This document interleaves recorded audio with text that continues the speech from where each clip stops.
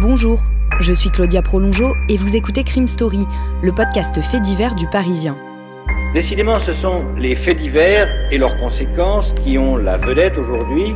Des restes humains ont été retrouvés sur la propriété. Le préfet de la région Corse a été assassiné de plusieurs balles dans la tête ce soir. Un couple et ses 4 enfants ont donc disparu. L'enquête s'oriente aujourd'hui vers un geste criminel. Chaque semaine, je vous raconte une grande affaire criminelle en m'appuyant sur l'expertise du chef du service police-justice du Parisien, Damien Delseny. Bonjour Damien. Bonjour Claudia. Aujourd'hui dans Crime Story, qui a enlevé Rémi Alain, l'ancien maire de Courdimanche? L'histoire d'un homme qui voulait profiter de la vie et dont la générosité l'a amené à rencontrer le pire. Rémi Alain, 51 ans, n'a pas encore l'âge de la retraite, mais il ne travaille déjà plus. Il vit à Courdimanche, dans le Val d'Oise, à 30 km au nord-ouest de Paris, rue Jacques Lambert, dans une maison cossue de cette petite commune de 6500 habitants. Ancien responsable d'une société de distribution de journaux gratuits, Rémi Alain s'est retiré des affaires à la fin des années 80 après un retentissant redressement fiscal. Il a aussi eu un grave accident de la route. Il a frôlé la mort et a gardé quelques séquelles. Miraculé, il a envie de profiter de la vie. Il vit depuis grâce à son patrimoine immobilier, essentiellement constitué d'appartements qu'il loue à Courdimanche. Séparé de sa femme, Monique, il garde de bonnes relations avec elle et il partage la garde de leurs 2 enfants adolescents, un garçon et une fille. Avec ses cheveux mi-longs, sa moustache noire et ses grands yeux, Rémi Alain a des airs d'Albert Einstein, mais en plus jeune. Dans sa petite commune, on le reconnaît de loin, et on le connaît depuis longtemps. Entre 1983 et 1989, il a été maire de Courdimanche. Un maire étiqueté d'hiver droite, proche de ses administrés et atypique, habitué aux coups d'éclat. Pour commémorer la libération, par exemple, il n'hésitait pas à se rendre à la cérémonie habillé en soldat de la 2e division blindée. Parmi ses autres faits d'armes, on peut citer le fait qu'il ait accueilli sur sa liste électorale en 1989 le chanteur Carlos. Une prise qui ne lui avait pas porté chance puisque Rémi Alain avait perdu l'élection cette année-là. Le jeudi 27 janvier 2000, dans la matinée, l'ancien élu sort de chez lui et s'installe au volant de sa BMW. Il doit se rendre à Éragny-sur-Oise, à 14 km de là. Il dit qu'il a rendez-vous avec un ami. Dans l'après-midi, Rémi Alain n'est toujours pas rentré. Le portable de son ex-femme, Monique, sonne. À l'autre bout du fil, un homme qu'elle ne connaît ou ne reconnaît pas. Ce dernier lui explique qu'il détient son ex-mari.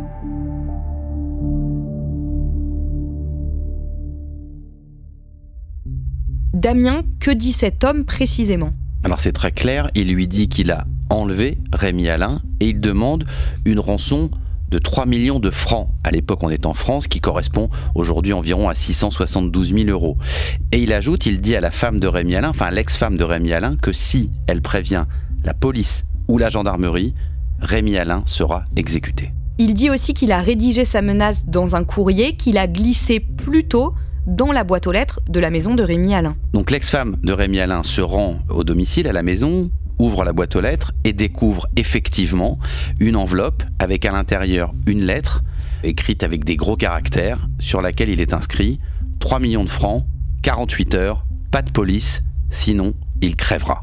Monique Alain pense immédiatement que le ravisseur a des informations sur la vie privée de son mari. Pourquoi elle comprend très vite ça ? C'est parce qu'en réalité, le montant de la rançon demandée correspond à 200 000 francs près, à peu près, à une rentrée d'argent que venait de réaliser Rémi Alain. C'était une rentrée qui était liée à une transaction immobilière qui lui avait rapporté à peu près le montant de la rançon. Donc elle fait tout de suite le rapprochement entre cette demande de rançon très précise et l'argent que venait de récupérer Rémi Alain.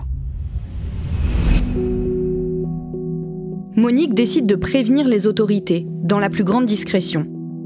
Quand les gendarmes de la section de recherche de Versailles la reçoivent, ils prennent très au sérieux ce qu'elle raconte. Comme nous l'avons dit, l'ancien élu est un personnage à la fois connu et apprécié de ce territoire du Val d'Oise. On parle de lui comme d'un type adorable, d'un homme qui aime profiter de la vie et d'un élu fantasque et atypique. Mais il ne semble pas avoir que des amis dans le secteur. Une inscription injurieuse, taguée il y a quelque temps sur le mur de sa maison, en témoigne.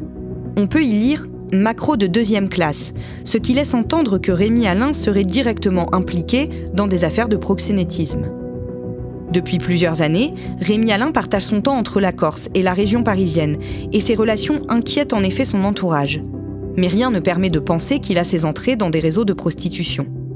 Fêtard invétéré, Rémi Alain a noué des contacts avec des milieux que ses amis de longue date réprouvent, au point, pour certains, de couper définitivement les ponts avec lui. Les gendarmes de la section de recherche de Versailles auditionnent longuement son ex-épouse. Monique explique aux enquêteurs que même s'ils sont séparés, ils viennent de réaliser une importante transaction immobilière. Le montant de la vente, à 200 000 francs près, est le même que celui de la rançon exigée par les ravisseurs. Monique Alain confirme que son ex-mari, pas très discret, a dû en parler à des amis, pas toujours recommandables. C'est ainsi qu'elle cite un certain Victor Andrade, à qui Rémi Alain avait prêté 50 000 francs en 1999. Les enquêteurs font de ce dernier leur suspect numéro 1.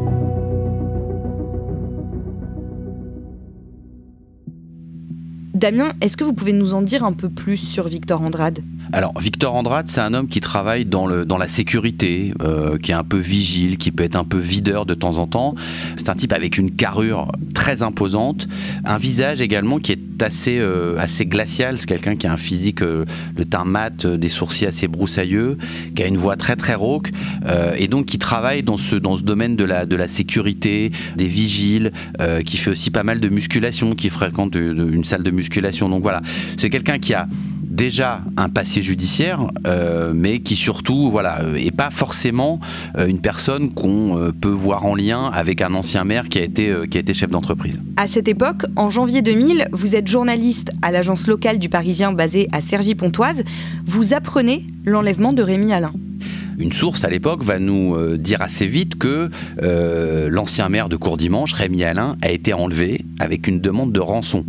Alors on s'aperçoit vite que c'est quand même pas une petite affaire, donc comme d'habitude en pareil cas, on vérifie cette première information et immédiatement nos interlocuteurs, en l'occurrence le parquet de Pontoise, le procureur de Pontoise, quand ils apprennent qu'on sait qu'il y a une affaire d'enlèvement, ils oscillent entre la peur et presque la menace. La peur parce qu'ils comprennent que cette information très sensible n'est plus secrète, et la menace lorsqu'ils nous expliquent que si nous écrivons quoi que ce soit sur cette affaire à ce moment-là, on serait en quelque sorte responsable du sort de cet homme. Donc on sent qu'il y a vraiment une pression, mais qui est logique, compréhensible, qui est due à l'extrême gravité de la situation.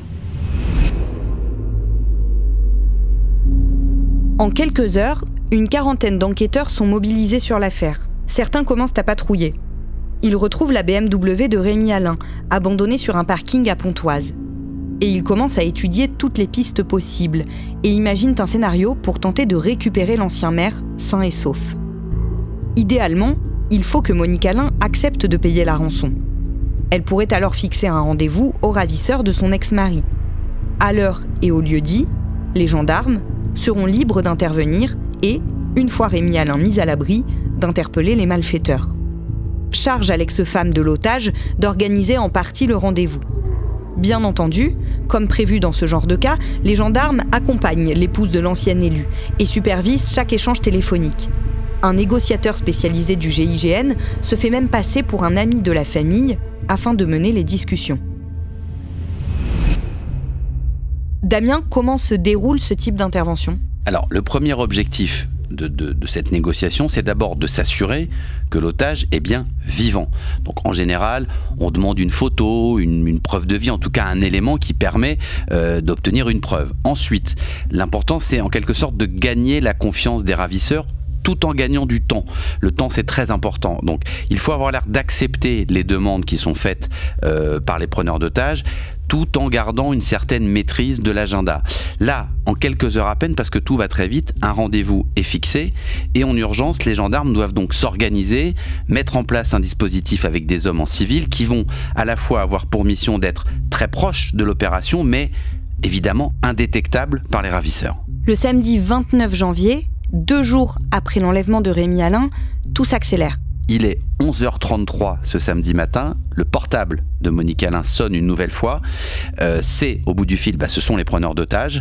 Ils indiquent que la rançon devrait être remise 1h30 plus tard, c'est-à-dire à 13h. devant la gare RER de Beauchamp.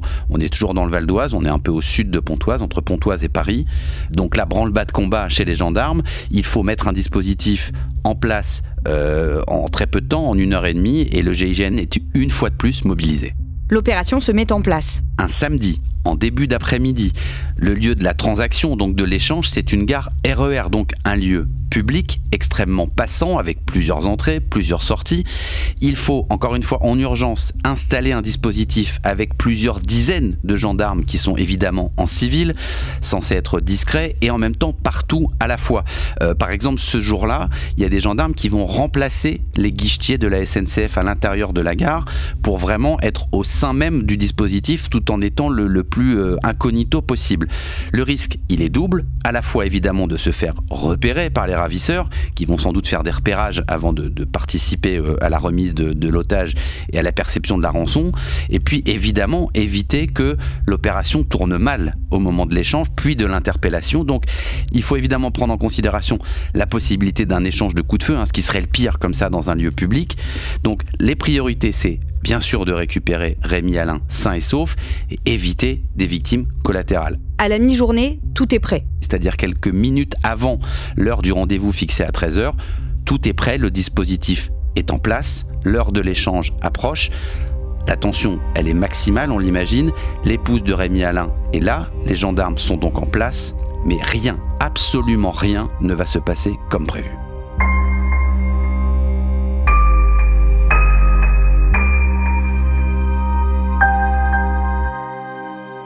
Vous venez d'écouter le premier épisode de Crime Story, Qui a enlevé Rémi Alain, l'ancien maire de Courdimanche.